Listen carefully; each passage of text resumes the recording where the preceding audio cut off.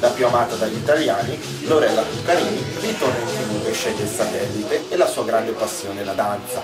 Lorella sarà affiancata al coreografo Luca Tommasini dal 16 al 22 aprile, allora 22 sbagliato, mercoledì 6 maggio 2009, L'oggetto del mio desiderio, mercoledì 13 maggio, porca te l'ho sbagliato. Mercoledì 6 maggio, L'oggetto del mio desiderio, mercoledì 13 maggio, Cowgirls,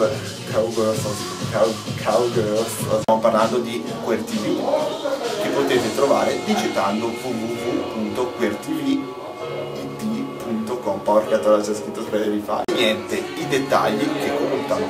Quinta rassegna di film a tematica gay, Mantova dal 14 aprile al 12 maggio.